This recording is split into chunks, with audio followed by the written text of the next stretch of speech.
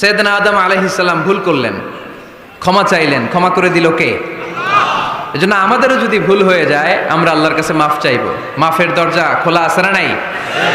আবার সাইয়েদনা ইব্রাহিম আলাইহিস সালাম দোয়া করলেন, রব্বি জাআলনি মুকিমাস সালাতি ওয়া মিন যুররিয়াতি রব্বানা ওয়া তাকাব্বাল দুআ।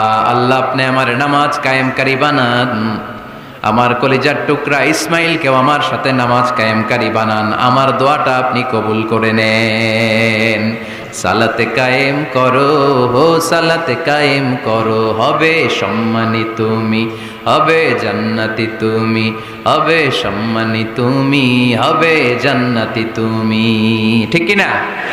দিবে কাল হাসরে শীতল ছায়া আরশে আজিম, রব্বিয়াল আলা রব্বিয়াল আযীম রব্বিয়াল আলা রব্বিয়াল আযীম। সুবহানাল্লাহ পড়েন।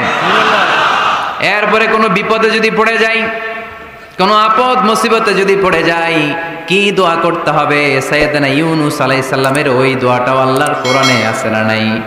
লা ইলাহা ইল্লা আনতা সুবহানাকা ইন্নী কুনতু মিনাজ জালিমিন। সবাই পড়েন, লা ইলাহা ইল্লা আনতা সুবহানাকা ইন্নী কুনতু মিনাজ জালিমিন। লা ইলাহা ইল্লা আন্ত, আপনি ছাড়া কোনো ইলাহ নাই, সুবহানাক, আপনি পবিত্র, ইন্নী কুনতু মিনাজ জালিমিন, আল্লাহ আমি জুলুম করেছি, ভুল করেছি, অন্যায় করেছি, আপনি ছাড়া বাঁচানোর কেউ নাই। ঠিক কি না?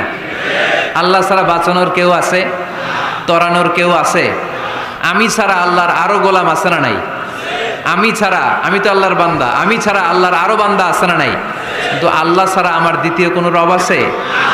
দোয়া এটা বলবেন, আল্লাহ আমি ছাড়া তোমার গোলামের অভাব নাই, আমি ছাড়া তোমার বান্দাবান্দির অভাব নাই, কিন্তু তুমি ছাড়া আমার কেউ নাই, তুমি ছাড়া আমারে ক্ষমা করার বাঁচানোর কেউ নাই। এজন্য বিপদে পড়লেই একটা নাম নিতে হয়, তিনি কে? লা ইলাহা ইল্লা আনতা সুবহানাকা ইন্নী কুনতু মিনাজ জালিমিন। এটা বিপদে পড়ার দোয়া, বিপদে পড়লে এই দোয়া পড়বেন। মুক্ত করবে কে? মাছের পেট থেকে সাইয়েদনা ইউনূস আলাইহিস সালামকে বাঁচালেন কে? আমাদের দেশে এটা শুধু ওই যে বজ্রপাত পড়লে পড়ে, শুধু বজ্রপাতের সময় না, যে কোনো বিপদ দেখলেই কি পড়বেন? লা ইলাহা ইল্লা আনতা সুবহানাকা ইন্নী কুনতু মিনাজ জালিমিন। ৭১ সালে পাক হানাদার বাহিনী এদেশের মানুষদের উপর অনেক অত্যাচার করেছিল, বেশি করেছিল আমাদের হিন্দু ভাইদের উপর। মুসলমান হলে ছেড়ে দিত, হিন্দু হইলে গুলি মারত। এক মুসলমানদের রাস্তায় থামাইছে পাক হানাদার বাহিনী, আর জিজ্ঞেস করতো কালেমা বল, কালেমা বলতে পারলে ছেড়ে দিত। মাথার মধ্যে বন্দুক ঠেকায় একজনের বলে, সালে কালেমা বাতা, মুসলিম আর হিন্দু, আমি মুসলমান, সালে কালেমা বাতা, তাহলে কালেমা বল। তো এই বেটায় ভয়ে পড়া আরম্ভ করছে, লা ইলাহা ইল্লা আনতা সুবহানাকা ইন্নী কুনতু মিনাজ জালিমিন। পাকিস্তানি রেগে গিয়ে বলে, সালে ইয়ে তো মুসিবত কা কালেমা হ্যায়, এটা তো মুসিবতে বললে পড়ে। বাঙালি কয়, হাম তো ভি মুসিবত মে হ্যাঁ, আমিও তো মুসিবতেই আছি, তুমি বন্দুক ধরে কালেমা জিজ্ঞেস করো, আমার হুশ আছে? আমি বেহুশ, আমি ডরে কি পড়তেছি আমি নিজেও জানি না।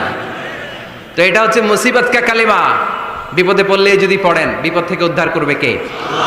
অনেকের মুখে কথা আটকে যায়, তোতলামি হয়, মামলিং হয়, হৃদয়ে ভয় হয়, দোয়া আছে না নাই?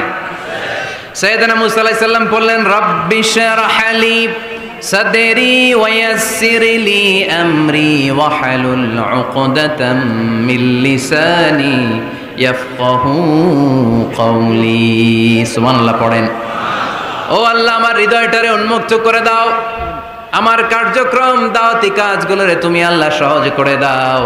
কথা বলতে গেলে আমার মুখের মধ্যে কথা আটকে যায়, আমার কথাগুলোরে তুমি স্পষ্ট করে দাও। আওয়াজ করে পড়তে হবে আমিন। বিপদে পড়লেই একজনের কাছে ফরিয়াদ করব, তিনি কে? তিনি দেওয়ার জন্য বসে আছেন, চাইলেই তিনি দেন। এটা আমাদের অস্ত্র।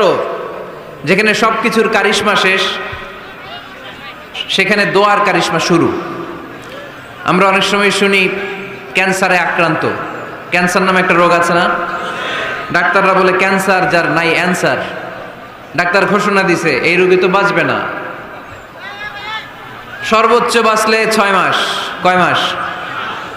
এরপরেও দেখা গেল লোকটা 10 বছর বেঁচে ছিল। এরকম আছে না নাই?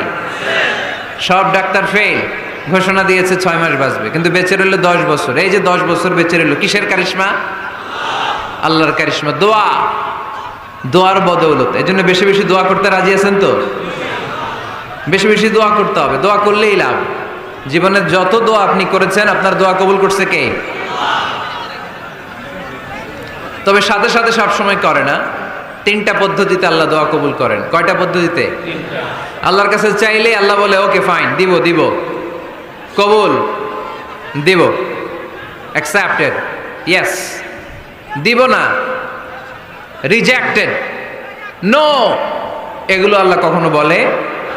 আল্লাহ সবসময় বলে ইয়েস, অ্যাকসেপ্টেড, দেব। তবে 3 ভাবে দেয়। কয় ভাবে? আপনি দোয়া করলেন, চাইলেন, প্রথম পদ্ধতি, চাওয়ার সাথে সাথে আল্লাহ দোয়া কবুল করে নেয় আর দিয়ে দেয়, পেয়ে আপনি খুশি হয়ে যান।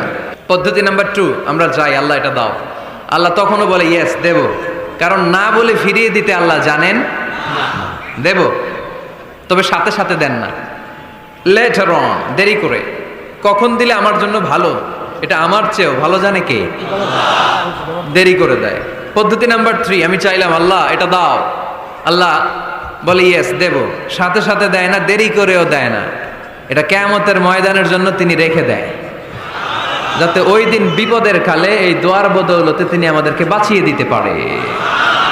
তাহলে যে এত এত দোয়া করি, লাভ আছে না নাই? হয় সাথে সাথেই কবুল, নয় কিছু সময় দেরি করে কবুল। তা না হলে আখেরাতের অ্যাকাউন্টে আমাদের জন্য ব্যালেন্সে রেখে দিয়েছে কে? আমরা চাইবো একজনের কাছে, তিনি কে? এবং চাইবো চাওয়ার মতো। যেহেতু এটা একটা শিল্প, আর্ট, এটাকে আত্মস্থ করতে হয়। চাওয়ার মতো চাইলে এটা কখনো মিস হয় না। এজন্য আমরা মন প্রাণ উজাড় করে আল্লাহ তাআলার কাছে চাইবো, শুধু নিজের জন্যই চাইবো, আশেপাশে আর কারোর জন্য চাইবো না।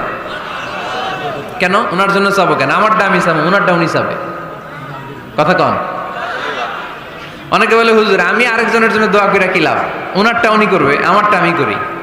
এরকম একটা লজিক বা যুক্তি আছে না নাই? এটা ভুয়া যুক্তি, এটার কোনো গ্রাউন্ড নাই। কারণ আমার জন্য দোয়া করলে যেমনি লাভ, আরেকজনের জন্য করলেও লাভ। হাদিসে এসেছে, কোন মুসলিম যদি ইয়াদউ লি আখিহিল মুসলিম বিযাহরিল গায়ব, তার কোনো ভাইয়ের জন্য যদি কেউ দোয়া করে, ওই দোয়াটা আগে আল্লাহ তার জন্য কবুল করে নেয়।